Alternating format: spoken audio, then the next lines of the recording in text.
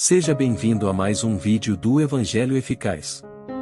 Antes de continuar, deixa um like nesse vídeo e inscreva-se no canal para continuar recebendo novos vídeos.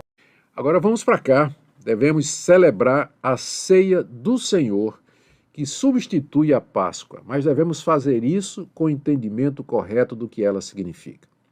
Falar de Páscoa é falar da ceia para nós. E a pergunta é: como celebrar a ceia? Nós já nos concentramos um pouquinho sobre como a Páscoa era celebrada, mas agora vamos pensar um pouco no que é que a Páscoa cristã, que é a ceia, de que maneira ela deve ser celebrada. As palavras de Cristo, isto é o meu corpo, isto é o meu sangue, elas têm sido interpretadas de maneira diferente pelas tradições protestantes e reformadas, e mesmo também com relação ao catolicismo. Existe disputa, mesmo entre os reformados, a respeito do significado dessas palavras. O que é que Cristo quis dizer com isto é o meu corpo, isto é o meu sangue?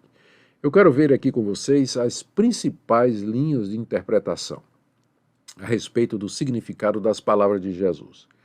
A primeira é a transubstanciação. Essa palavra designa o ensino católico romano de que os elementos da missa, a hóstia e o cálice, eles se transformam verdadeiramente no corpo de Cristo e no sangue de Cristo mediante as palavras de instituição do sacerdote. Ou seja, aquilo que você tem ali é de fato o corpo de Cristo. Ossos, carne, nervos, órgãos, cabelo, unha, dente. Cristo está realmente presente ali. Aquilo é o corpo de Cristo. O nome que se dá a isso é transubstanciação e é a doutrina da Igreja Católica que interpreta literalmente as palavras de Cristo. Isto é o meu corpo, isto é o meu sangue. Muito bem. Depois tem a posição de Lutero na Reforma Protestante, chamada de consubstanciação. Lutero ensinou que o corpo de Cristo estava fisicamente presente no pão e no cálice, mas que o pão e o cálice não se transformavam no corpo de Cristo, não deixavam de ser pão e nem de ser vinho. A diferença para a transubstanciação católica é que na transubstanciação católica existe uma mudança nos elementos, na matéria. O pão vira o corpo de Cristo e o vinho vira o sangue de Cristo.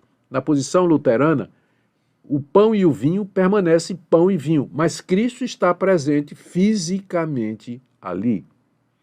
Depois você tem a posição de Zwinglio, reformador suíço, que é que a ceia é em memória apenas.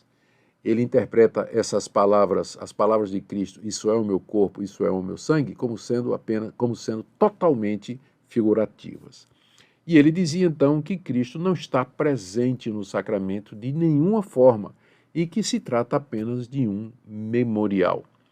E temos a posição calvinista, a posição de João Calvino, que diz que Cristo está presente espiritualmente nos elementos que continuam sendo pão e vinho e não se transformam no corpo de Cristo. Então essa é a nossa posição, a posição calvinista, que interpreta as palavras de Cristo, isto é o meu corpo, isto é o meu sangue, de maneira figurada. Isso representa o meu corpo e isso representa o meu sangue. E que, portanto, Cristo está presente ali na ceia, mas espiritualmente, sem que haja qualquer mudança nos elementos para se transformar no seu corpo. Nós seguimos então essa posição de João Calvino, que pode ser resumida dessa forma aqui. Cristo está presente espiritualmente e não fisicamente, como ensinam a transubstanciação e a consubstanciação. A posição católica e a posição luterana. Segundo, embora os elementos não sejam o corpo de Cristo, contudo existe uma relação entre eles e Cristo que permite ao participante ser abençoado espiritual e verdadeiramente ao se alimentar de Cristo, se participar com fé. Então, é um pouco mais do que somente um memorial, como dizia Zwinglio. É por isso que Jesus se referiu aos elementos como isto é o meu corpo, não literalmente e nem figuradamente, mas espiritualmente. Essa é a posição do reformador João Calvino, que é seguida pelas igrejas reformadas calvinistas, na sua grande maioria, e que eu entendo melhor explica as palavras do Senhor Jesus e o significado da ceia do Senhor. A doutrina católica da transubstanciação, então, ela deve ser rejeitada por alguns motivos. Primeiro, é contrária à razão e ao bom senso. É evidente que a hóstia e o vinho não se transformam em outras coisas. Elas continuam sendo um pedaço de pão e um pouco de vinho. Não tem qualquer mudança em sua essência. Segundo, nós devemos rejeitar a posição católica porque é contrária às escrituras que ensinam que Cristo morreu uma única vez pelos pecados. Terceiro, rejeitamos a posição católica porque estimula a idolatria. Na Igreja Católica, os fiéis são encorajados a venerar a hóstia, que ela é levada em procissão e é adorada como se fosse o próprio corpo de Cristo. Então, que atitude devemos tomar para com a Páscoa, como data do calendário popular, terminando aqui a nossa aula?